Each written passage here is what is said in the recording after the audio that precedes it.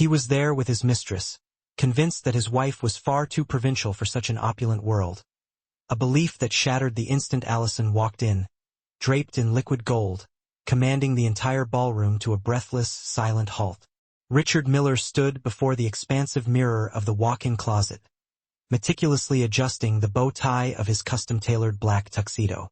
His fingers betrayed him, trembling slightly as he attempted to coax the silk into the perfect, symmetrical knot. It wasn't anxiety regarding the event itself. He was a veteran of the Entrepreneurs Association Gala circuit. His unease stemmed from a deeper, more profound source. A destructive decision he had nurtured for weeks. One he knew, deep down, was fundamentally wrong. 2 yards away, in the marble-clad bathroom of the hotel suite, Rachel Oliver was applying the finishing touches to her makeup. She had insisted they prepare separately, safely out of sight of Allison, Richard's wife. Rachel operated with calculated precision. At 28, she possessed a striking manufactured beauty that stood in stark opposition to Allison's quiet refinement. Her hair was platinum blonde, her figure deliberately exaggerated, and her wardrobe chosen solely for maximum shock value. "Honey, what do you think? How do I look?" Rachel emerged from the bathroom doorway, posing dramatically. She wore a siren-red dress, cut so low it barely contained her curves, leaving little to the imagination. The lustrous fabric hugged her body like a dangerously tight second skin. Richard felt a sickening lurch in his chest. It wasn't desire.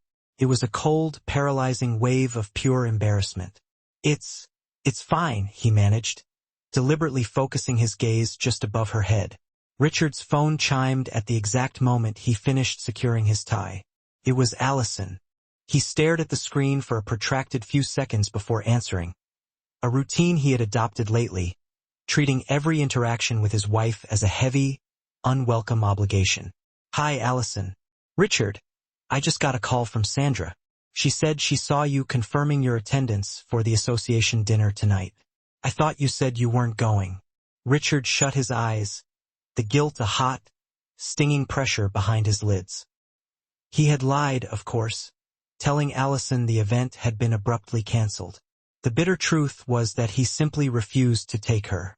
Rachel had spent months subtly embedding the notion that Allison was too bland, too unsophisticated for their elevated corporate circle, arguing that Richard deserved a partner who offered more sparkle, more overt glamour. Oh yeah, that. It was a complete last-minute change. They rescheduled, and I thought it best to just go solo. You know how those things are. Just a boring night of work duties. The silence on the other end stretched, heavy and suffocating. Richard could vividly picture Allison standing in their home kitchen, probably still wearing her familiar cotton apron, trying to mentally process yet another casual deception from her husband.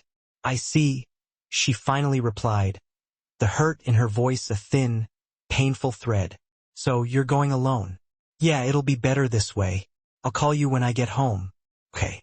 As he ended the call, Richard found Rachel observing him, her expression a mask of barely disguised satisfaction. She sauntered over and, using her long, scarlet-painted nails, adjusted the knot of his bow tie, pulling him closer. "You made the right call, love. Tonight, you'll finally see how liberating it is to have a real woman by your side at an important event." Across the city, Allison Miller gently placed the receiver back onto the hook and remained motionless in the quiet kitchen for several minutes. 12 years of marriage had honed her ability to translate Richard's evasions. He was lying, and she knew exactly why. In the preceding 6 months, Richard had become a ghost in their life. Distant, perpetually absent. He arrived home late, fabricated nonsensical business trips, and even when physically present, his mind seemed anchored somewhere else. Allison was far from naive. She had seen the telltale messages on his phone when he left it unlocked. She had caught the unfamiliar, cheap perfume clinging to his shirts. She had painfully registered the way he recoiled from her touch, the quick way he averted his eyes whenever she attempted to discuss their future. She knew there was another woman.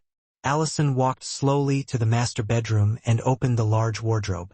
Tucked away at the very back, preserved meticulously in a garment bag, hung the gold dress she had purchased 2 years prior for their wedding anniversary celebration. Richard had cancelled that dinner at the 11th hour, citing urgent work issues. The dress had never been worn, a shimmering promise forgotten. Allison pulled the dress from the hanger and held it against her body, studying her reflection in the full-length mirror. At 30, her beauty was natural, effortless, and fundamentally elegant. She was not the type to seek attention through overt sexuality, possessing instead a genuine, unforced class that emanated from within. Soft brown hair, intensely expressive eyes, and a smile that Richard had once claimed was the most beautiful sight in his world. The phone rang again, pulling her back to the present.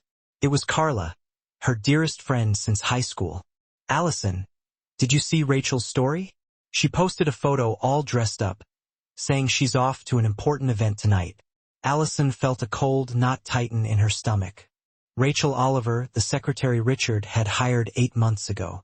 A woman Allison had met briefly only once, yet who had left a profoundly unpleasant impression. There was something predatory in the way Rachel looked at Richard, as if he were merely a prize to be acquired and displayed. "Carla, I need to tell you something. Richard lied to me. He said he wasn't attending the association dinner, but I just found out he is. Are you certain he's taking her?" The silence from Carla's end was heavy, weighty with shared understanding. Carla had known Allison for over 2 decades. She had witnessed their college romance, stood as maid of honor, and followed every seismic shift in their marriage. "Allison, you absolutely cannot let this stand. You are his wife. You have every right to be at that event." "I know, but it's too humiliating. Imagine me showing up there and finding them together." "Is it humiliating for you or for him?" Carla's sharp question echoed in Allison's mind long after they disconnected. She stood staring at the gold dress for several minutes. It was a stunning, impeccably tailored piece that celebrated her figure without resorting to vulgarity. It had cost a small fortune at the time, yet Richard hadn't even registered the purchase when she'd mentioned it. Allison made a definitive decision. She would not remain home one more night, waiting for paltry scraps of her husband's attention. If he intended to compare, she thought, then let the comparison begin. But it would be a fair fight. Meanwhile, Richard and Rachel arrived at the Grand Palazzo Hotel, the breathtaking venue for the annual Entrepreneurs Association dinner. The ambience was magnificent. Crystal chandeliers casting a diamond sparkle, imported Italian marble floors, and a spectacular panoramic view of the illuminated city skyline. This was precisely the environment Rachel adored. Exclusive, expensive, and filled with people she deemed important. "Wow, honey, this place is unbelievable." Rachel sighed dramatically, clinging possessively to Richard's arm as they ascended the majestic main staircase. "Can you imagine if you had brought your wife? She would feel so completely out of place here." Richard forced a smile, but internally, the feeling of discomfort intensified into an agonizing pressure. As he offered polite greetings to his colleagues and acquaintances, he was acutely aware of the discreet, almost clinical glances directed at Rachel. They weren't looks of admiration. They were judgmental, inquisitive, and in some cases clearly disapproving. Charles Drummond, his business partner of 15 years, approached with his wife, Marcia. This was a couple who had known Allison since the earliest days of Richard's marriage. "Richard, good to see you here," Charles said, though his gaze was clearly confused. "Where's Allison?" Marcia was really looking forward to catching up with her. "Allison couldn't make it.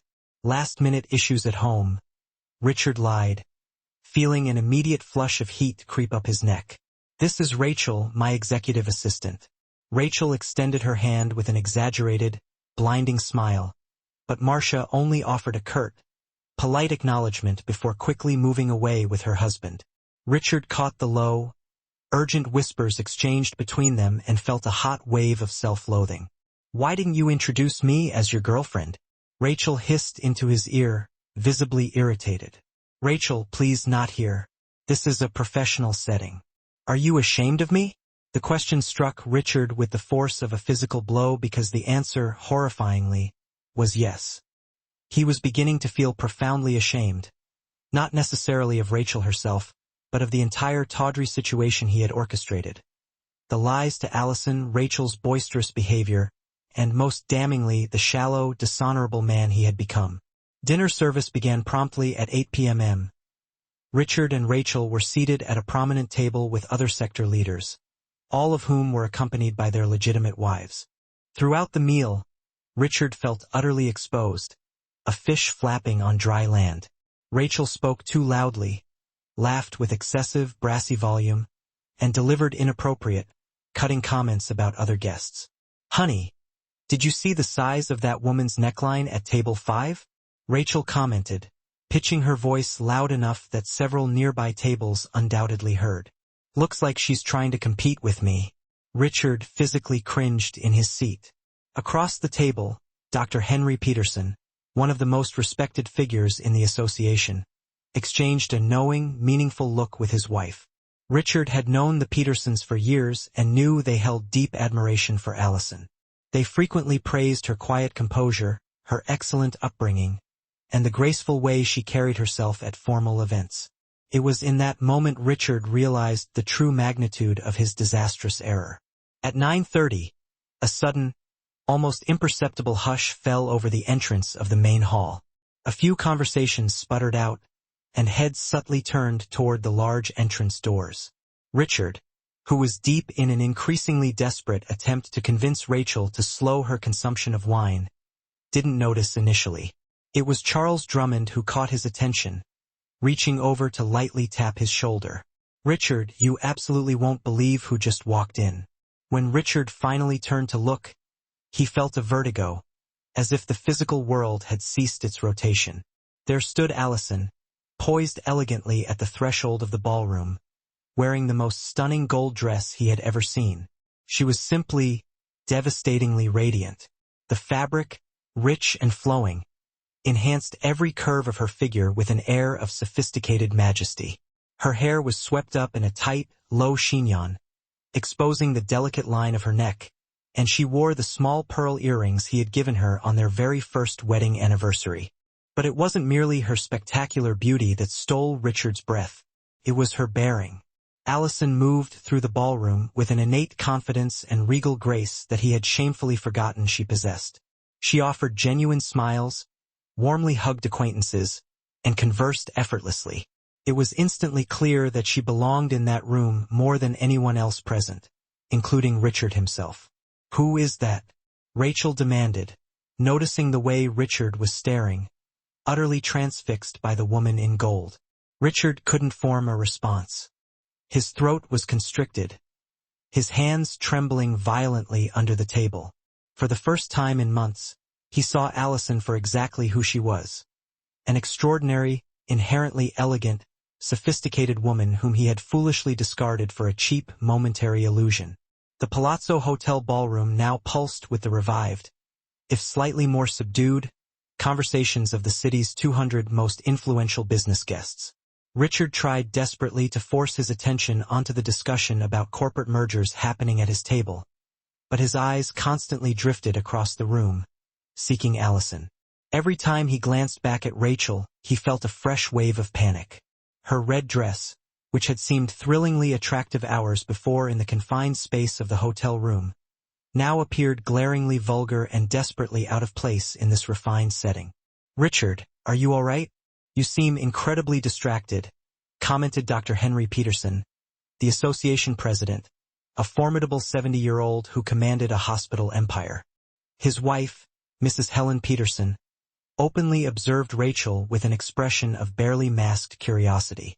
"I'm perfectly fine, Dr. Peterson, just admiring the architectural details." Richard lied, forcing a strained smile and taking another hurried sip of red wine. Rachel, seated close beside him, leaned forward, a deliberate move that made her already extreme cleavage even more prominent. "Peterson, isn't it? Richard has told me so much about you. What an honor to meet such an incredibly important person." Rachel's voice was sickeningly syrupy, prompting several people at the table to exchange discreet, knowing glances. Dr. Peterson offered only a terse, polite smile before smoothly resuming his conversation with the other guests, but Richard registered the thick blanket of discomfort that had fallen over the group. "Rachel, could you perhaps speak a little softer?" Richard whispered urgently into her ear, trying hard to maintain a casual facade. "Why, I'm simply being polite," she retorted at a volume that guaranteed several people heard her clearly. "Or are you ashamed of me, Richard?" The loaded question detonated at the table, creating an instant, agonizing silence. Marcia Drummond dropped her gaze to her plate, clearly mortified by the unfolding scene. Charles, Richard's longtime partner, cleared his throat with a nervous rattle. "Rachel, it's not that. It's just that this setting requires a degree of discretion," Richard tried to explain, feeling cold sweat begin to bead on his forehead. "Discretion?" Rachel let out a loud, harsh laugh. "Honey, if you wanted discretion, you should have brought your wife. I am not the type of woman to quietly sit in a corner." The comment landed like a heavy concrete block. Several guests stopped eating entirely, looking directly at Rachel, then pivoting their gaze to Richard. The silence that followed was so profoundly dense Richard could hear the faint ragged sound of his own breathing. It was Dr. Peterson who finally broke the tension, his voice noticeably colder and more authoritative. "Richard, we have known you and Allison for many years. We have always greatly admired the partnership you two formed. She is, quite simply, an exceptional woman." "It's true," Helen Peterson affirmed, leveling a look that left no doubt about her internal judgment. "Allison has an intrinsic, natural elegance that is extraordinarily rare to find these days." Richard felt as if he were being interrogated by a hostile tribunal. Every word of praise directed at Allison felt like a savage stab to his conscience. He scanned the faces around the table and understood, with crushing certainty, that he had utterly forfeited the respect of these people. Not due to any failure in his business acumen, but because of the deeply flawed character he was revealing himself to be. "Well, she has a terribly high fever today. That's why she couldn't make it." Richard lied again, the words emerging as a pathetic, weak croak. Rachel, clearly irked by the flow of compliments directed at Richard's wife, decided to reclaim the spotlight. "Everyone, you'll be thrilled to know Richard and I are planning a trip to Miami next month. He says he wants to introduce me to his international partners." The lie tumbled out of Rachel's mouth with such staggering confidence that even Richard was momentarily stunned. He had never mentioned Miami, much less introducing her to crucial business contacts. But before he could issue a denial, she continued, emboldened. "He said he needs a more modern woman by his side to properly impress the foreigners. Someone who truly understands the corporate world." Charles Drummond nearly choked on his wine. Marcia stared at her husband with an expression of total, helpless incredulity. Dr. Peterson and his wife exchanged a look that conveyed volumes without a single word. "Interesting," said Helen Peterson, her voice laced with thinly veiled sarcasm. "And what precisely do you do in the corporate world, my dear?" Rachel failed to pick up on the cutting tone and responded with enthusiastic pride. "I've been Richard's executive assistant for 8 months. I handle all his major appointments, organize his entire calendar, and field the important calls. I practically run his professional life." "Ah, I see," Helen nodded slowly. "And before that, what was your field experience?" "Well, I worked as a receptionist at a dental clinic, but I always knew I had the potential for bigger things. When I met Richard, he realized immediately that I would be perfect for this position." The table descended into silence once more. Richard desperately wished the floor would open up and swallow him whole. Every word Rachel spoke made him look increasingly ridiculous, more irresponsible, and utterly unworthy of the professional respect he had spent years meticulously building in this exclusive environment. Dr. Peterson rose from the table, his demeanor grave and uncompromising. "Richard, I need to discuss that hospital project with you. Would you join me on the balcony for a few moments?" It was not an invitation. It was a command disguised as professional courtesy. Richard stood, his legs slightly shaky, and followed the most powerful man in the association to the hotel's outer balcony. The cold night air hit Richard's face like a much-needed slap. Dr. Peterson positioned himself at the wrought iron railing, gazing out at the vast, illuminated city below. For several long minutes they stood in silence. "Richard, you must forgive my frankness, but I feel compelled to say this to you as a long-standing friend," Dr. Peterson began, his eyes fixed on the distance. "What in God's name is happening to you?" "I don't understand, Dr. Peterson." "You understand perfectly well." The older man turned slowly to face him. "For 15 years you have attended these dinners. You always brought Allison. You always conducted yourself like a gentleman. Now you show up here with this young woman, and invent some pathetic lie about your wife being ill. Richard, do not insult my intelligence with further lies. Helen spoke with Allison yesterday, confirming if she was coming today. Allison told her she had no knowledge of the event whatsoever." Richard's carefully constructed world collapsed inward. He had been caught, exposed in yet another lie, and this time, by the very people whose esteem was foundational to his business success. "Dr. Peterson, I can explain." "You don't need to explain anything to me, Richard. Your personal life is entirely your responsibility. But I am going to give you a piece of advice from a man who has lived a long time. You are systematically destroying something precious, something real, for a cheap illusion." Meanwhile, back inside the ballroom, Rachel was feeling increasingly marginalized at the table. The other women treated her with a frigid, practiced politeness, and the men barely looked in her direction. She decided to retreat to the ladies' room to refresh her makeup and, critically, post a few social media photos to document her presence at the elite event. In the hotel's luxurious marble bathroom, Rachel found several other female guests touching up their faces. She attempted to initiate conversation, only to realize the women were deliberately and seamlessly avoiding her. "What a stunning dress," Rachel commented to an elegant woman next to her at the mirror. "Thank you," the woman replied crisply, not meeting Rachel's eyes. "Do you know Richard Miller? We're a couple. He's introducing me to all his friends today." The woman paused, applying her lipstick, and looked directly at Rachel's reflection in the glass. "I have known Richard and Allison for over 10 years. They are truly one of the most beautiful couples I have ever encountered." The comment was a bucket of icy water. Rachel felt her face flush hot, but she struggled to maintain her bravado. "Well, things change, don't they? Sometimes people evolve and realize they deserve something better." "True," the woman agreed, dropping her lipstick back into her small, expensive clutch. "Sometimes people realize exactly what they deserve." The precise, cold tone of the remark made Rachel realize this was certainly not a compliment. When the woman left the bathroom, Rachel stood alone before the mirror, the seed of doubt beginning to bloom. Was she fundamentally misinterpreting the entire situation? Back on the balcony, Dr. Peterson continued his uncompromising conversation with Richard. "Do you know what worries me most, Richard? It's not even the fact that you're having an affair. Men make mistakes. It is, unfortunately, human nature. What worries me is the way you are handling this." "How so?" "You are lying to everyone, including yourself. You are bringing your mistress to social functions where your legitimate wife should be seated. You are actively making a fool of her in front of people who respect you, yes, but who also respect your family. Richard, you are humiliating Allison, a woman who has always stood by you, supported your career, and whom we all deeply admire. Dr. Peterson, things between Allison and me have been complicated for a while now." "Complicated how, Richard?" "Because from my vantage point, you had a solid 12-year marriage.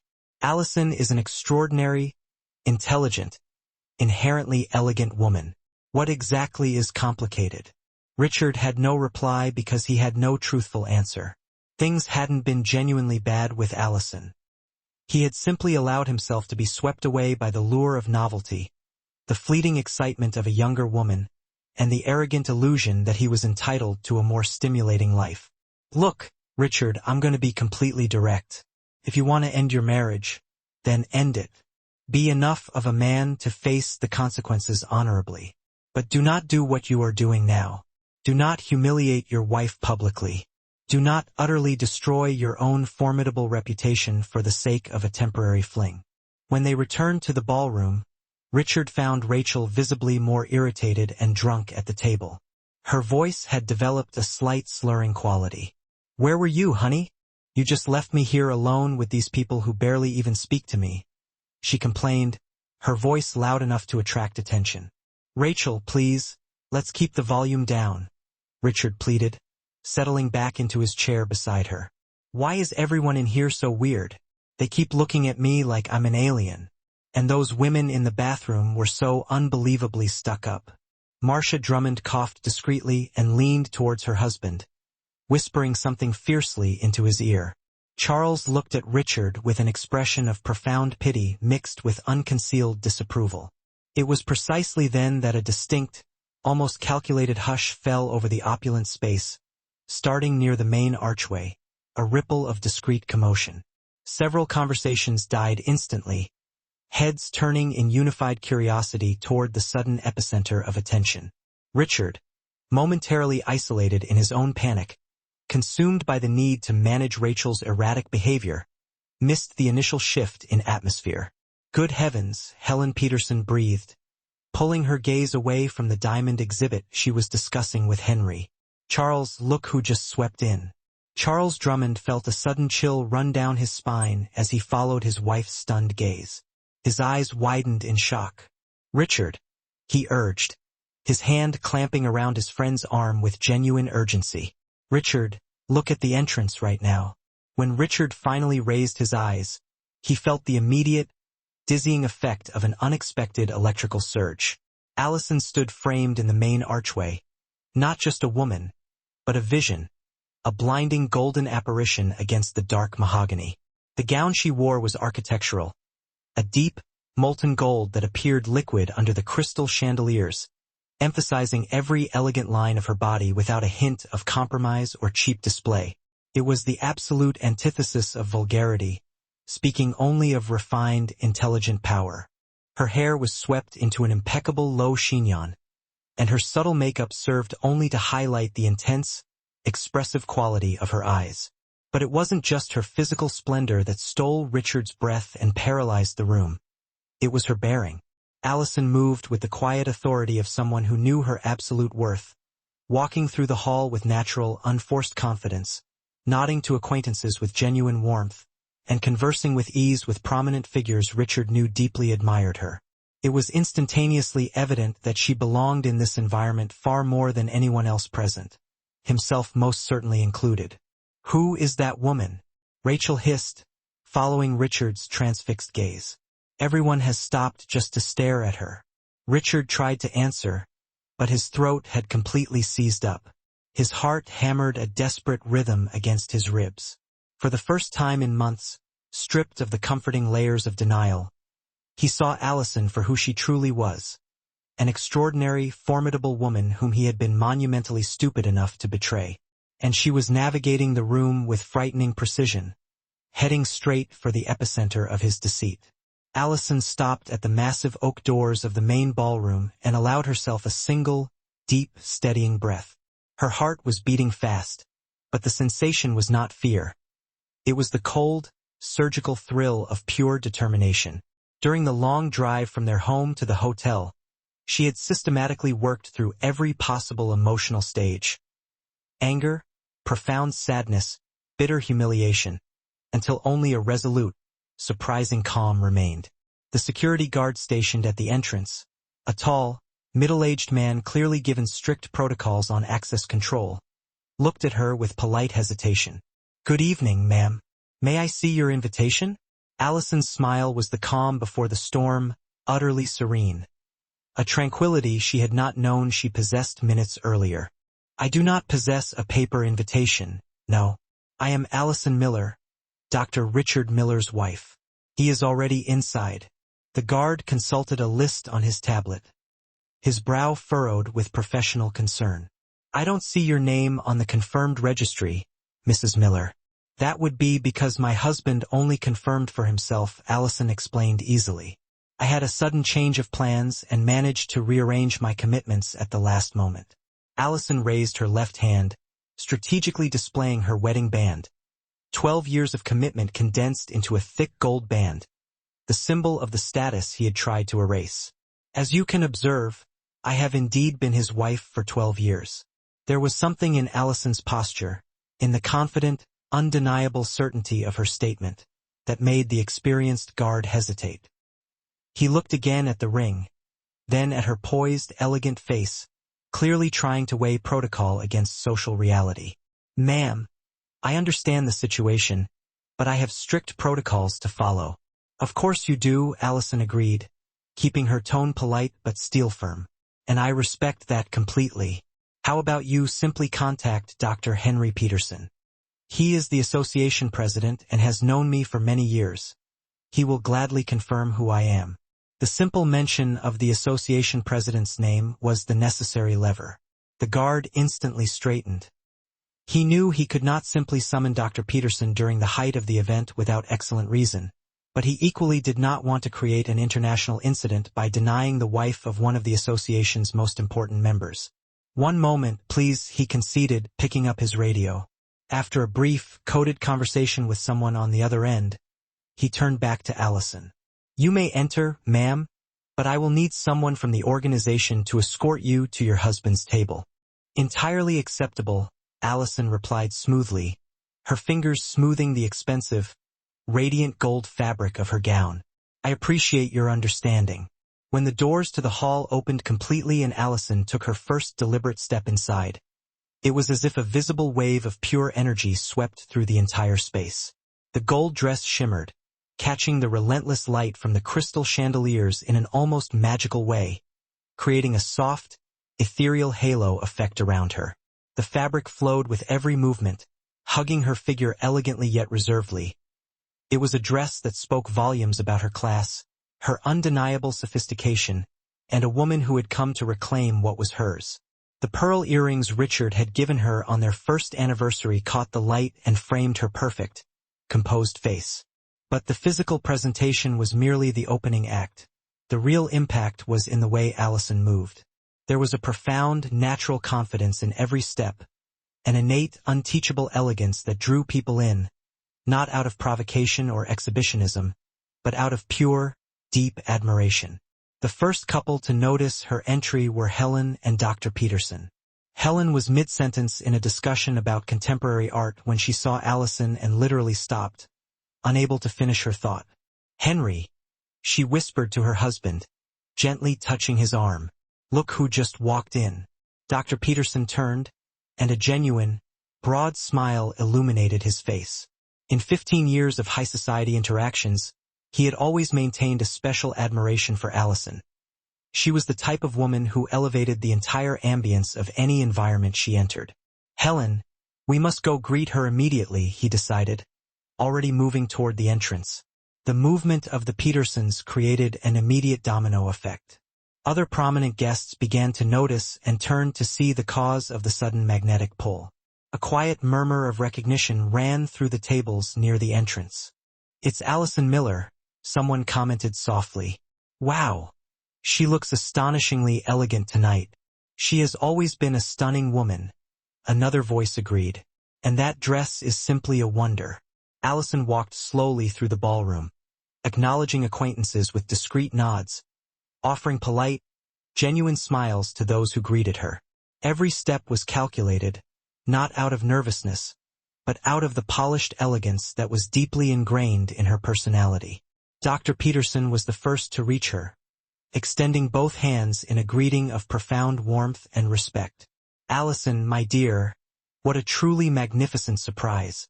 Helen and I were just lamenting your absence moments ago." "Dr. Peterson, what an immense pleasure to see you," Allison replied, accepting the greeting with a truly authentic smile. "I managed to resolve some last-minute commitments and realized I simply couldn't miss this." "I trust one am not disrupting anything?" "Disrupting? My dear, you haven't disrupted, you have illuminated the entire room." Helen joined her husband, embracing Allison and kissing her cheek with surprising, genuine affection. "And this dress is nothing short of divine. You look absolutely radiant." "Thank you very much, Helen. You are always so kind to me."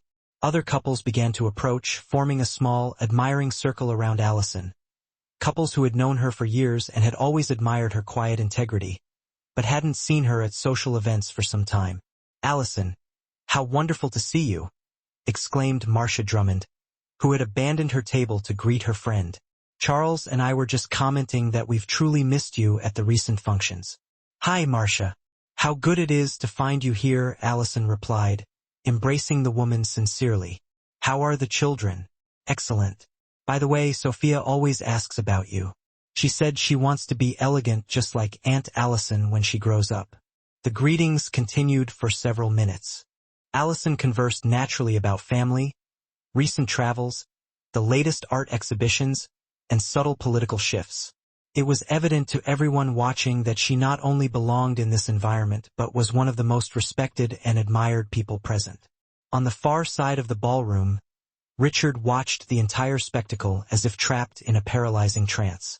Every greeting Allison received, every genuine smile directed her way, every word of admiration was like a specific, searing condemnation to his conscience. "Richard, are you all right? You've gone completely pale," Rachel commented, following his gaze with frantic curiosity. "Who is this woman who has completely monopolized the event?" Richard tried desperately to answer, but the words were lodged immovably in his throat. How could he explain that this stunning woman, the undisputed queen of the ballroom, was his wife? The very wife he had conveniently deemed too simple and unsophisticated for this world? It's Allison," he finally managed to rasp, the name barely a strained whisper. "Allison who?" Rachel pressed, her face tight with impatience, still failing to make the crucial connection. "My wife." The silence that fell upon their small table was instantaneous and absolute. Rachel looked from the woman in molten gold to Richard's terrified face, then back to Allison. Her expression morphed gradually from curiosity to outright incredulity, and then into something that looked dangerously close to sheer panic. "That's your wife? The one you told everyone was sick? The one who was too simple for this scene?" Charles and Marcia Drummond, who had just returned to their seats after greeting Allison, caught Rachel's damning comment. Charles fixed Richard with a stern, icy look, while Marcia simply shook her head in profound, silent disapproval. "You lied about your wife being sick, Dr. Peterson stated flatly, his voice devoid of all professional warmth, leaving no doubt about his extreme displeasure with the situation. Richard felt the sudden, crushing weight of exposure, like a criminal caught in the act. Everyone at the table now knew he had fabricated a serious lie, that he had brought his mistress to an event where he should have been proudly accompanied by his spouse. "Dr. Peterson, I assure you, I can explain." "You don't need to explain anything to me, Richard," the older man cut in, his tone chillingly cold. "Your choices speak for themselves quite clearly." Meanwhile, Allison continued her deliberate progress through the hall, greeting people, speaking briefly and elegantly with each group. But her eyes discreetly searched the room for Richard's table. She knew exactly where he was seated. She knew he was watching her every move, but she wanted the timing of their meeting to be absolutely flawless. "Allison, you simply must meet the wife of Henry's new partner," Helen Peterson interjected, gently guiding her toward a nearby table. "She is passionate about abstract art, just like you." For the next 15 minutes, Allison circulated the ballroom with the grace and authority of royalty. There was no arrogance or pretension in her behavior, only a natural, inherent confidence that drew people in like a magnetic field. She discussed Renaissance painting with the businessmen's wives, debated strategic investments with the executives themselves, and demonstrated sophisticated knowledge on the most diverse subjects. The glaring contrast between her and Rachel became brutally apparent. While Rachel relied on noticeable effort and manufactured scandal to draw attention, Allison effortlessly commanded profound respect through sheer elegance and undeniable intelligence. "That is Richard Miller's wife," someone commented at a nearby table. "I have always thought she was one of the most refined women who attend our functions." "True," another person agreed. "She possesses a natural class that is depressingly rare these days." Rachel overheard the comments, and a toxic mixture of mounting anger and paralyzing insecurity began to curdle inside her. For months, Richard had described Allison as a simple, unambitious woman without the sophistication to fit into his world. But the woman who was currently dominating that ballroom was anything but simple. "Why did you never tell me your wife was like this?" Rachel whispered furiously to Richard, her voice loaded with accusation. Like what? Richard retorted, though he knew precisely what she meant. Like this. Elegant, sophisticated, admired by absolutely everyone here. You made me believe she was just a plain woman. Richard had no defense because he had spent months lying.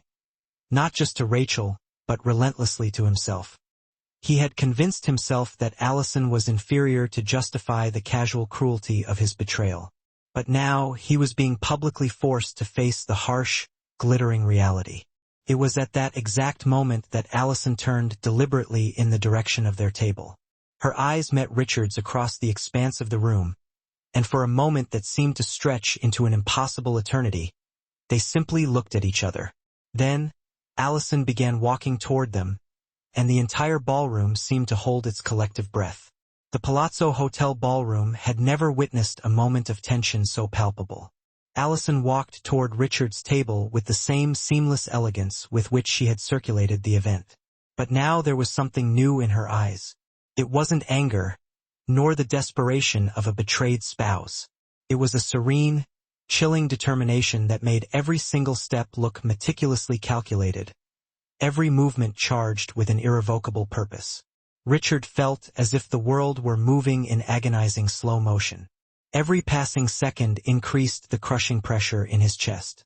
Every step Allison took toward him made him feel physically smaller, deflating in his chair. He could feel the curious, expectant gazes from other tables turning toward them, people realizing that something deeply significant was about to unfold. Rachel, seated beside him, was a visible bundle of nerves. She had spent the entire evening trying to establish herself as the important woman in Richard's life. But now she was facing the brutal reality of his true wife approaching, and this wife was nothing like the fragile victim she had been told about. Richard, Rachel whispered urgently, "Are you going to speak to her? What on earth are you going to say?" But Richard couldn't answer. He was utterly hypnotized by the sight of Allison's approach. The gold dress caught the light with every step, creating an almost ethereal glow around her, as if she were a goddess descending from Olympus to deliver judgment upon insignificant mortals. Dr. Peterson and Helen observed the scene with ill-disguised, professional interest. Charles and Marcia Drummond had stopped eating completely and were clearly waiting to see precisely how the situation would detonate. Other people at nearby tables also noticed the intense focus and lowered the volume of their conversations immediately. When Allison finally reached the table, she stopped deliberately behind the empty chair next to Richard, the seat that should have rightfully been hers since the beginning of the night. The silence that fell was absolute. Not even the distant clinking of silverware from other tables could be heard. Allison looked around the table, greeting each person with a subtle, elegant nod of her head. When her eyes rested briefly on Rachel, there was no overt hostility, only a calm, calculated, and dismissive evaluation. "Good evening, everyone," Allison said, her voice clear, perfectly controlled, and resonant. "I apologize for my tardiness. I had some last-minute commitments that were resolved only hours ago." Dr. Peterson was the first to rise, always the impeccable gentleman. "Allison, my dear, what an immense joy it is to have you here. Please sit with us." Helen also stood, smiling warmly. "We were just commenting about your absence. So glad you could come." Charles and Marcia followed suit, standing up to greet Allison properly. The undeniable politeness and profound respect they showed her created a glaring, immediate contrast with the cool dismissal Rachel had received all night. "Thank you all so much for the warm welcome," Allison replied, occupying the chair Dr. Peterson had solicitously pulled out for her. "It is always a pleasure to be among such dear friends." Richard finally forced himself to move, awkwardly standing up to greet his wife. His hands visibly trembled as he leaned in to execute a kiss near her cheek, a mechanical gesture they had repeated thousands of times, but which now felt loaded with unbearable embarrassment and shame. "Allison," he croaked, his voice coming out harsher than he intended. You managed to come." "As you can plainly see," she replied, offering a smile that did not reach her eyes. "I decided I simply couldn't miss the association's most important event of the year." It was then that Rachel, desperate for relevance, decided to intrude into the conversation. She stood up from her chair with an exaggerated, sudden movement, extending her hand across the table to Allison with a forced, eager smile. "Hi, you must be the famous Allison. I'm Rachel Oliver, Richard's executive assistant. He talks about you quite a lot." The moment was agonizingly tense. Allison looked at Rachel's outstretched hand, then at her face, and finally accepted the greeting with a frozen, chilling politeness. "Executive assistant," Allison repeated slowly, the title dissected on her tongue. How interesting. Richard never mentioned hiring an executive assistant. Rachel felt the first wave of dread wash over her, a sudden realization that she had completely underestimated the gravity of the situation. There was something in the way Allison spoke, in the controlled but razor-sharp tone, that made her realize she was dealing with someone infinitely smarter than she expected. "Well, it's a new position," Rachel replied, trying desperately to sound casual but failing miserably. Richard decided he needed someone to help manage his most important commitments. "Ah, I see." Allison nodded, sitting gracefully. "And have you had extensive experience in the business world for long?" The question was apparently innocent, but there was a deeply hidden knife in the query. Rachel felt her face instantly flush, because she knew her relevant experience was limited, and she was suddenly certain Allison knew it, too. "I'm learning so much from Richard. He's an excellent mentor," Rachel replied, trying to shift the focus back to Richard. "I'm sure he is," Allison agreed, casting a significant, pointed look at her husband. Richard has always been generous in sharing his knowledge. The double meaning did not go unnoticed by a single person at the table. Dr. Peterson cleared his throat discreetly. Helen looked intently down at her plate, and Charles and Marcia exchanged a worried, shared look. It was Helen who broke the charged tension, skillfully changing the subject. "Allison, I must say again, you look absolutely stunning tonight. That dress is truly a work of art." "Thank you very much, Helen. Actually, it was a gift from Richard for our 10th wedding anniversary," Allison replied, smoothing the molten gold fabric, making sure everyone saw the significance. "He insisted I have something special to save for truly important occasions. I thought tonight would be perfect to wear it." The information dropped onto the table like a fragmentation bomb. Richard remembered perfectly giving the dress to Allison. He remembered saying she should save it for special moments. What he also remembered was that he had canceled the exact anniversary dinner for which she had bought the dress, claiming fabricated work problems. Rachel also processed the information with sudden, gut-wrenching clarity. For months, Richard had made her believe his marriage was utterly dead. No romance, no connection. Yet here was tangible proof that he had given expensive and romantic gifts to his wife. 12 years of marriage, Dr. Peterson commented with grave approval.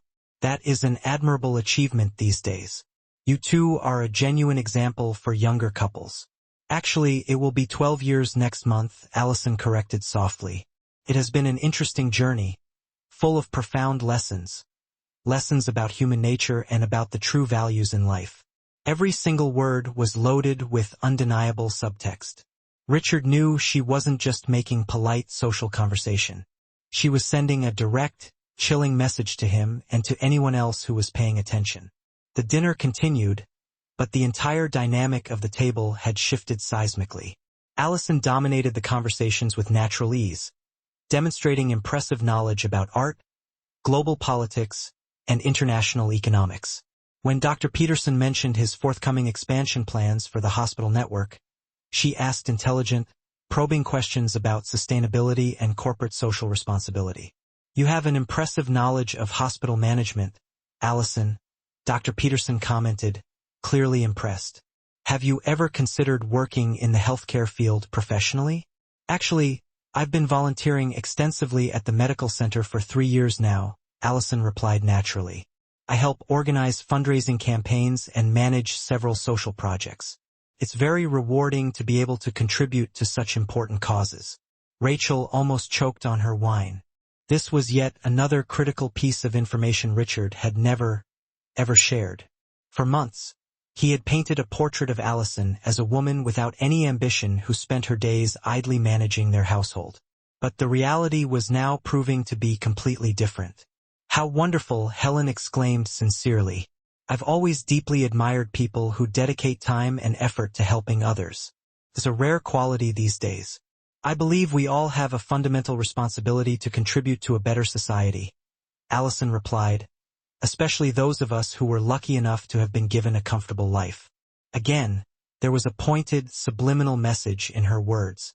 Rachel was beginning to realize that every single phrase Allison uttered was carefully constructed to convey multiple, damning layers of meaning. Charles Drummond, who had remained relatively quiet during the night, decided to join the conversation, seeking safer ground. "Allison, it's been a while since we talked about your personal projects. How is the master's program progressing?" Richard nearly spat out his wine. What master's degree? He was utterly clueless that Allison was pursuing advanced studies. "It's going very well. Thank you for asking," Allison replied, casting a discreet, meaningful look directly at Richard. "I am currently in the final semester of my master's in business administration. My dissertation is on ethical leadership in corporate environments, a topic I consider increasingly relevant in the modern world." The ensuing silence was charged with tension so thick it was palpable. Everyone at the table except Rachel immediately understood the profound irony of the situation. Here sat Richard, deeply worried that his wife was too simple for business events, simultaneously discovering that she was about to graduate with an MBA. "How interesting," Rachel commented, trying awkwardly to participate. "And what exactly do you plan to do with that master's degree?" Allison turned to look directly at Rachel, and for the first time that night, there was something sharp, cold, and utterly dangerous in her eyes. "I plan to use my knowledge to identify and expose unethical behaviors within the corporate world," she replied slowly, her voice clear and ominous, "especially those related to flagrant breaches of trust, profound dishonesty, and the cynical abuse of power." The message was crystal clear. Rachel felt a shiver of fear run down her spine, and Richard seemed to visibly shrink further into his chair. Dr. Peterson, who had observed the entire interaction with growing clinical interest, decided it was time to intervene. "Allison, it would be an immense privilege to welcome someone of your caliber, with your unique blend of specialized training and core human values, into our organization. If you find this prospect intriguing, I would be delighted to arrange a dedicated discussion regarding the significant leadership opportunities available within our extensive hospital network." The directness and prestige of the offer struck the table like a physical force, a thunderclap in the midst of the elegant evening. Richard, observing the easy confidence in Dr. Peterson's gaze directed solely at his wife, felt a sickening lurch of realization. He hadn't just underestimated Allison's intellect. He had utterly failed to grasp the quiet authority and profound respect she commanded in this sophisticated professional sphere. "Dr. Peterson, I am profoundly grateful for this incredible offer," Allison responded, her smile authentic and radiating across the table. "I must confess, I have always held the highest admiration for the depth and scope of the humanitarian and social work your network executes." It was precisely at this peak moment of Allison's triumph that Rachel, consumed by a raw, biting jealousy and keenly aware that she was losing the invisible war being waged across the linen tablecloth, made the most disastrous miscalculation of the evening. Driven by a desperate need to reclaim control, she forced an intimate revelation into the professional sphere. "You know, Allison," Rachel interjected, her voice artificially bright, "Richard mentioned to me that things between you two haven't been smooth sailing lately. He actually confided that you barely even speak to each other at home." The effect was immediate and catastrophic. The ambient hum of the ballroom died instantly, replaced by a suffocating, absolute silence. A vacuum where polite conversation had been moments before. The delicate clinking of silverware and the low murmurs from neighboring tables ceased as if orchestrated by a single, sharp intake of breath. Dr. Peterson's face hardened instantly into an icy mask of profound disappointment and outright condemnation. Helen gasped, instinctively covering her mouth with a slender hand, while Charles and Marcia stared at Rachel with the appalled intensity reserved for someone who has committed a grievous social sacrilege. Yet, Allison remained utterly serene, a perfect picture of impenetrable poise.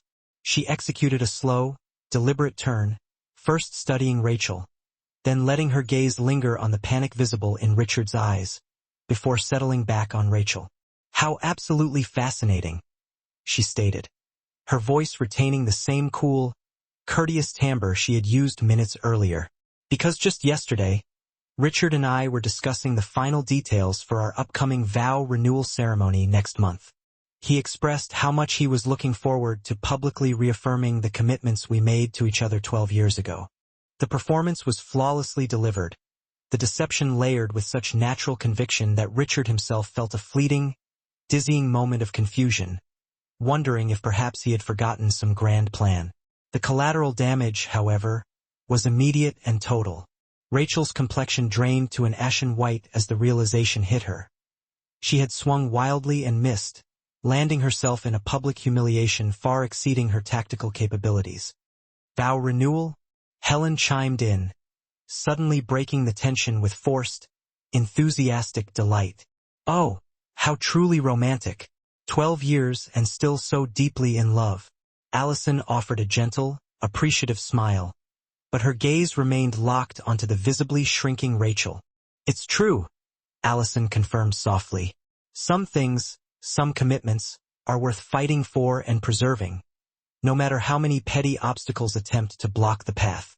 The polite dinner had calcified into a silent, brutal clash of wills, and there was no doubt in anyone's mind which woman had achieved undisputed victory. The remainder of the meal was choked by palpable tension, a heavy atmosphere that made the delicate food seem inedible. Rachel was thoroughly deflated, her ill-conceived attack having stripped her of all confidence. She retreated into a bitter silence, drinking copious amounts of wine, hoping to numb the sting of her defeat. Allison, conversely, was radiant, continuing to navigate and dominate the complex social currents with an effortless grace that ensured all positive attention remained focused on her. When the orchestra shifted tempo and began a classic waltz, inviting couples to the floor, Dr. Peterson rose, extending his hand with old-world chivalry. "My dear Helen, would you grant me the pleasure of this dance?" Charles and Marcia followed their lead, abandoning the table and leaving a trio behind. Richard, Allison, and Rachel. The quiet that descended upon them was thick and absolute, heavy with the weight of spoken accusations and the immense volume of things left desperately unsaid. Rachel nervously traced the rim of her wine glass, acutely uncomfortable. All evening, she had felt the subtle, icy judgment of their hosts, the poorly concealed disapproval in their averted eyes, and, most painfully, Richard's increasing embarrassment and physical distancing. I need to excuse myself to the restroom," Rachel mumbled, her voice strained. She rose clumsily, having clearly consumed far too much alcohol, a fact made abundantly clear by the slight, noticeable unsteadiness in her step as she walked away. With Rachel gone, a different, more lethal kind of silence settled between Richard and Allison, one that was profoundly intimate. The orchestral melody swirled around them, filling the physical void but failing to bridge the emotional chasm. 12 years, Allison whispered finally, turning her wedding ring slowly on her finger, the diamonds catching the light. 12 years of marriage, Richard. And in all that time, I truly never conceived of a reality where you would choose to replace me with an executive assistant. Richard shut his eyes tightly, the crushing consequence of his negligent choices descending upon him like a physical blow. Allison, he started, but she cut him off with a gentle, decisive hand gesture. Please allow me this. For months I felt the shift. I knew I was losing you, that something fundamental had fractured, that you were deliberately pulling away. I attempted to initiate conversations. I strove to comprehend. I even tried to mold myself into the idealized wife I foolishly believed you desired. She glanced around the lavish ballroom, noting that even now, in their moment of crisis, they were still viewed by many as the association's untouchable, rock-solid couple. Then I uncovered the truth about her, about Rachel. But do you know what truly inflicted the deepest wound? It wasn't the infidelity itself. It was the crushing realization that you had poisoned her mind with the narrative that I was somehow unfit for your elevated world, that I was too provincial, too uncomplicated, lacking the requisite social sophistication. Richard felt a harrowing sensation, as though his internal structure were being ripped apart. Each quiet, measured word Allison spoke plunged deeper than any outburst, functioning as a brutal, dissecting blade against his ravaged conscience. But tonight, Richard, Allison continued, her voice gaining an edge of steel, you were forced to witness reality.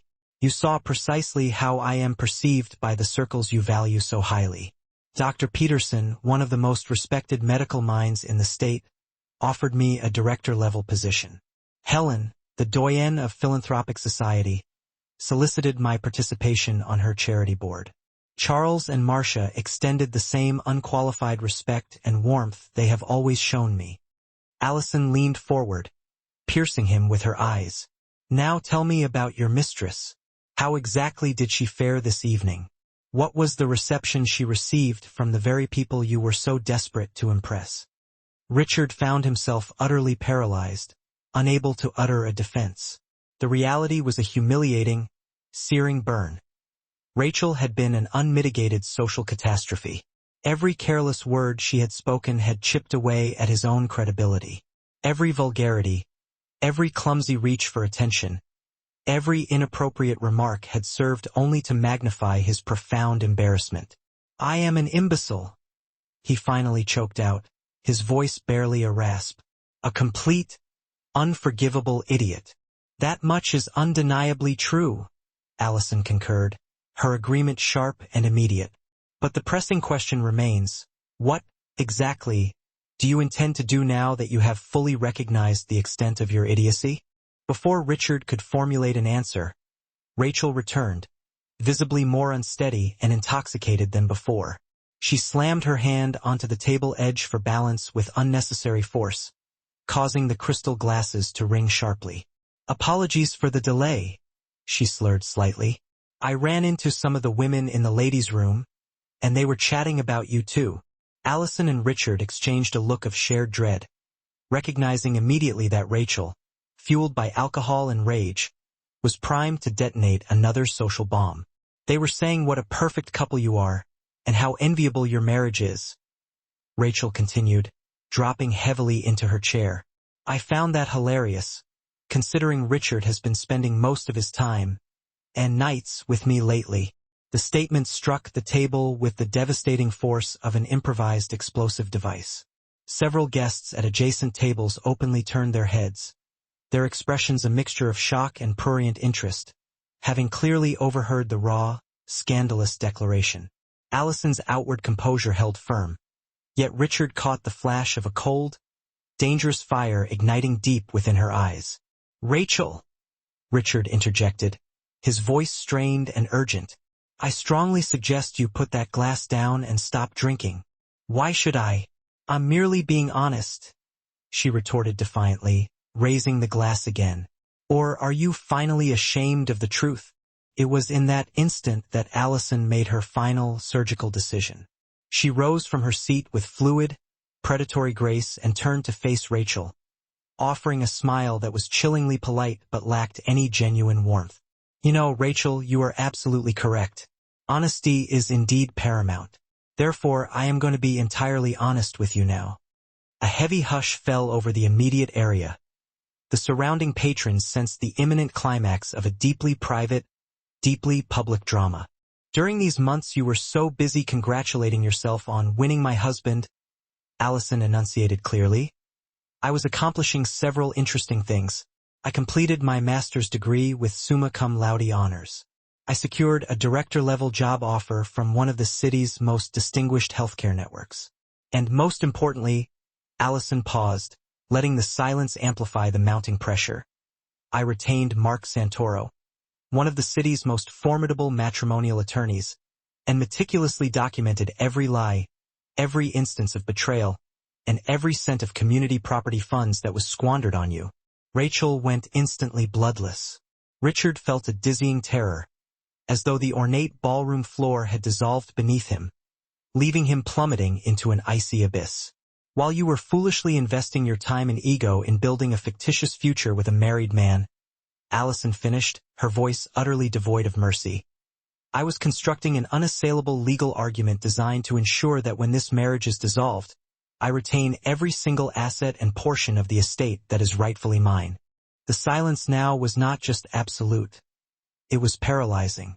Rachel stared at Allison, her eyes wide and vacant, as if confronting a suddenly materialized phantom.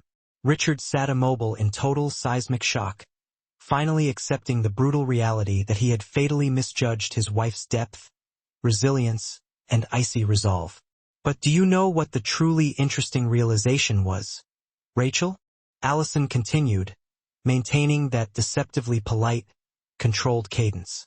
After watching you operate tonight, observing your public behavior, the way you speak, the disdain you show for others, I understood that you yourself are already a sufficient and devastating punishment for any man, and I need not pursue anything further. Dr. Peterson and Helen, having just returned from the dance floor, stood close enough to hear the final, crushing exchange. Helen pressed her hand over her mouth in stunned horror, while Dr. Peterson regarded Allison with an expression blending unmistakable admiration for her strategy and genuine concern for the emotional carnage. Rachel attempted to formulate a reply, but the capacity for speech failed her. The full, terrifying scope of her error was dawning. Not just the folly of pursuing a married man, but the catastrophic arrogance of having utterly dismissed the formidable intelligence of the wife she sought to replace. I had no idea, Rachel finally managed to stammer out. Of course, you didn't, Allison confirmed with dry finality. Because the two of you collaborated to construct a comfortable little fantasy where I was cast as the tedious, unremarkable villain. The boring, predictable wife who stood as the sole obstacle to your great, destined love. Allison pivoted to Richard, whose face was bleached of color, stark as a newly drawn sheet. But the stark reality is somewhat different. Isn't it, Richard? The reality is that you possessed the most loyal, capable, and genuinely elegant woman in this entire room by your side for 12 years, and you casually discarded her for this tawdry, cheap illusion. Richard parted his lips to offer a belated apology, but Allison stopped him with an imperious, raised hand. The time for words is over. You now have a difficult choice. You can persist in this embarrassing charade. You can continue to pretend that Rachel represents what you genuinely want, or you can summon the decency and courage to be the man capable of admitting the catastrophic blunder you have made. Sensing the volatility of the moment, Dr. Peterson moved swiftly toward the table. Allison, my dear, is everything entirely all right? Everything is absolutely perfect, Dr. Peterson, she responded, offering him a brief, entirely convincing smile. We were merely concluding a few long-pending domestic clarifications. Rachel, now fully cognizant that she was the target of universal, scathing attention, decided on a hasty retreat. She yanked herself unsteadily from the chair, snatched her small clutch, and fixed Richard with an accusatory glare. Are you honestly going to sit there and just let her humiliate me like this? Richard slowly shifted his gaze from Rachel to Allison, whose expression was impassive, and finally took in the dozens of curious, judging eyes focused on their table. In that harrowing moment, the fog that had obscured his judgment for months lifted completely. He saw Rachel with terrifying, unvarnished clarity. Crude, drunkenly manipulative, completely out of her depth in any environment demanding grace or genuine sophistication. And then he saw Allison, precisely as she had always been, magnificent, poised, and utterly extraordinary. Rachel, he stated, his voice slow and deliberate, utterly lacking warmth. I believe it is time for you to leave and go home. The instruction landed like a sharp, physical blow. Rachel stared at Richard in stunned disbelief, then swiveled her head toward Allison, her gaze radiating pure, concentrated hatred. You will live to regret this decision, Richard, she spat out, her voice dangerously unsteady with suppressed fury. When you finally realize the magnitude of your mistake, don't bother coming back for me. Do not concern yourself, Richard replied. his own unexpected firmness shocking even himself. "I will not." Rachel stormed out of the ballroom, nearly tripping over the edge of the rug, leaving a cloud of toxic embarrassment hanging in her wake. Guests watched her disastrous departure, murmuring excitedly as she vanished through the doors. Once she was truly gone, Richard turned back to Allison, his eyes glistening with unshed tears. Tears of genuine remorse, crushing shame, and the agonizing, belated acknowledgement of everything he had carelessly jeopardized. "Allison, Richard." She cut him off gently but decisively. "If you harbor any genuine desire for a chance to reconstruct even a fraction of what you have wantonly destroyed, you must understand that mere words and apologies are insufficient. You will need to actively demonstrate that you now comprehend the immense value of what you so thoughtlessly discarded." Dr. Peterson stepped closer, his demeanor serious, resting a heavy hand on Richard's shoulder. "Young man, allow me to offer you some straightforward advice, man to man. The woman who just articulated those terms is a rare and profound diamond. If you possess the intelligence and fortitude to do what is necessary to earn a second chance, you will be the most fortunate man alive. If you don't, rest assured, she will be perfectly fine without you." Richard surveyed the ballroom, acutely aware that dozens of eyes were tracking his movements. Some judging, many curious, but all waiting with breathless expectation for his next move. Slowly, deliberately, he rose and extended his hand toward Allison. "Allison," he asked softly, "would you grant me the profound honor of this dance?" She regarded him for a long, quiet moment, meticulously assessing the raw sincerity reflected in his request. Finally, she placed her hand in his and stood. "One dance," she stipulated clearly. "Nothing more." They moved toward the dance floor just as the orchestra began the sweeping melody of a slow waltz. When Richard tentatively placed his hand on Allison's waist and her cool hand settled onto his shoulder, the years of cold distance seemed momentarily suspended. "You look breathtaking tonight," Richard whispered, his lips near her ear. "I am always breathtaking, Richard," she corrected him, her voice low. "You were simply the one who ceased to observe it." They danced in contemplative silence for several minutes, absorbed in their separate, turbulent thoughts. Although surrounded by other dancers, the energy of the room remained heavily focused on them. "What you stated earlier," Richard eventually murmured, the weight of the conversation too much to bear, "about documenting everything. Was that truly accurate?" "Every single word," Allison confirmed without a flicker of hesitation. "I am not the pliable, naive woman you always assumed me to be, Richard. I never was." "And the lawyer?" he pressed. "Mark Santoro," she supplied calmly. "The absolute best, the most feared family attorney in the city. He estimates, given the circumstances of the betrayal, that I am legally positioned to secure 60% of all assets we have accrued together." Richard's breath hitched. He knew Santoro's reputation for merciless efficiency in high-stakes divorces. "And what happens now?" Allison gently disengaged from his embrace, stopping their dance, and fixed him with a direct, unwavering gaze. "What happens now," she articulated precisely, "is that you are going home tonight alone. You will use that time for deep, excruciating reflection on the destructive choices you have made and the diminished man you have allowed yourself to become. And if, following that brutal self-assessment, you determine that you genuinely want to fight for the survival of our marriage, you will be required to prove it." "How?" he asked, his voice raw. "First, you will terminate all contact with Rachel immediately and permanently. Second, we will enter intensive couples therapy, attending every session religiously. Third, you will undertake the monumental task of earning back my trust from an absolute zero baseline, accepting the undeniable fact that from this moment forward, I am the one who holds every single card." Richard nodded slowly, fully grasping that Allison was extending an unearned, miraculous chance at redemption. "And if I fail?" he asked, the possibility chilling him. "If you decide the damage I inflicted is simply irreparable?" Allison offered a faint, melancholy smile.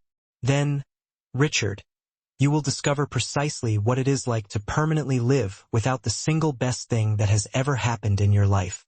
The waltz concluded and they stepped apart. Allison leaned in, placing a brief, cool kiss on his cheek. A gesture of ownership and finality witnessed by the entire room. "Good night, Richard," she murmured. "I will see you when you have definitively chosen the man you intend to be."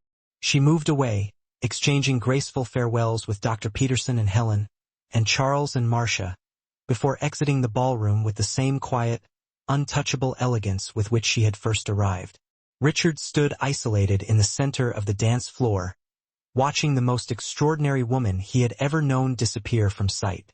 The other guests slowly resumed their conversations, but he knew with sickening certainty that this drama would fuel the city's gossip circuits for months.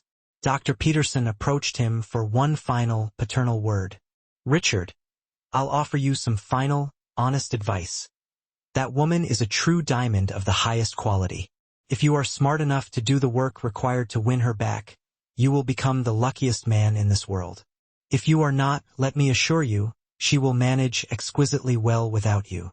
6 months later, Richard and Allison stood once more beneath the soaring vaulted ceilings of the historic church where they had exchanged vows 12 years prior. But this time, they were there to renew them. The ceremony was intentionally small and deeply personal, attended only by immediate family and their most trusted friends. Richard had meticulously honored every condition Allison had imposed. He terminated all contact with Rachel the morning after the disastrous event. They dedicated themselves religiously to weekly couples therapy, and he devoted half a year to the difficult, relentless task of demonstrating that he understood and cherished the irreplaceable value of the extraordinary woman he had nearly thrown away. It was a punishing path, and Allison ensured he earned every inch of ground. Yet, through that intense, painful process, Richard rediscovered the fundamental reasons he had first fallen in love with her. Crucially, he also discovered profound layers of resilience and depth in her character he had been too blind to notice before. As they recited their renewed promises, Richard held Allison's gaze and spoke the words he had spent months perfecting. Words steeped in hard-won honesty. "Allison," he vowed, his voice thick with emotion, "I promise that I will never again allow myself to forget that I stand beside the most extraordinary woman in this world. I promise to honor you completely, respect your capabilities implicitly, and never again take for granted the profound, singular gift that is having you as my partner in life." Allison smiled, tears tracing paths down her cheeks, and replied, "And I promise that I will never again allow anyone to diminish my worth or make me feel less than the woman I know I am. I promise to fight for our love, Richard, but I also promise to fight fiercely for myself." When their lips met, sealing the renewal, the moment carried a powerful sense that their union had not merely been repaired, but forged into something stronger and more resilient than the original. Dr. Peterson, seated in the front pew as an honored guest, leaned toward Helen. "Now," he whispered, "we truly have the formidable couple we admired back again." In a development that pleased and mildly surprised many, Allison accepted the prestigious job offer at Dr. Peterson's hospital network, stepping into the high-profile role of Director of Social Responsibility. Richard not only provided unwavering support for her burgeoning career, but took an immense, public pride in celebrating his wife's professional triumphs. As for Rachel, she departed the city just weeks after the ballroom spectacle, citing the need to relocate for a supposed better career opportunity in another state. But every person privy to the events understood the truth. She had fled, unable to endure the crushing public scrutiny and the widespread humiliation she had incurred. Occasionally, as Richard and Allison walked hand in hand through the familiar streets of the city, Richard would glance at his wife and feel a shudder of disbelief that he had nearly sacrificed his entire, profound life for such a fleeting, tawdry illusion. He had been taught the most painful and essential lesson of his existence. Some people are not merely valuable, they are utterly irreplaceable. And the critical difference between a wise man and an irredeemable fool lies solely in recognizing that profound truth before the point of no return. Allison, for her part, had unearthed an inner core of strength, realizing that fiercely guarding her self-worth and refusing to settle for anything less than she deserved was not simply an act of self-esteem, but a critical imperative of self-preservation. She emerged from the crisis an infinitely more formidable woman, confident, determined, and utterly resolved never to allow anyone, least of all her husband, to diminish her again. In the end, the very conflict that threatened to annihilate their marriage ultimately became the crucible that saved it. For sometimes, to construct a relationship that is genuinely new and better, the old structure must first be completely dismantled, allowing its true, bedrock foundations to be revealed. My flat sings vipers to the sky.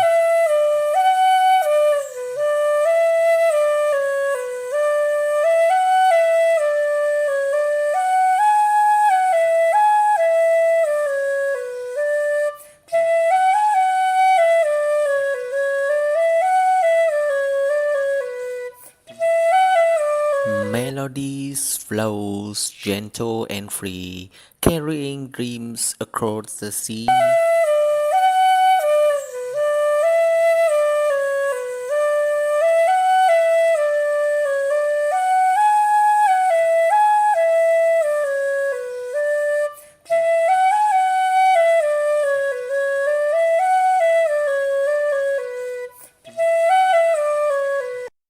In every note a piece of me, forever here in harmony.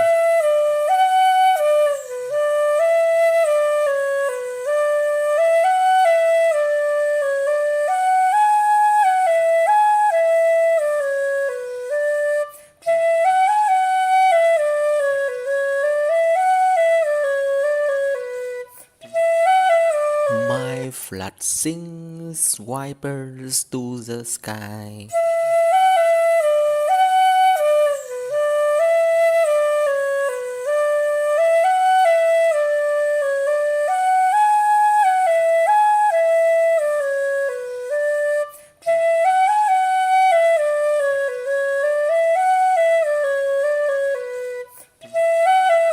Melodies flows gentle and free, carrying dreams across the sea.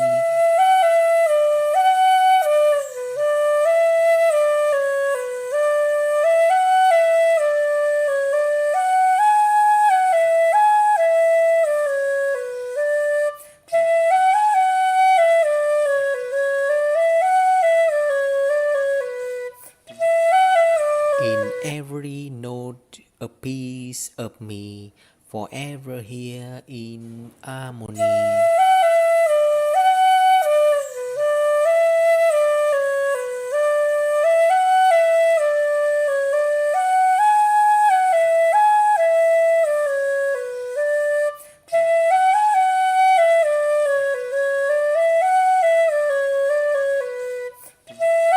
Music lives inside my heart.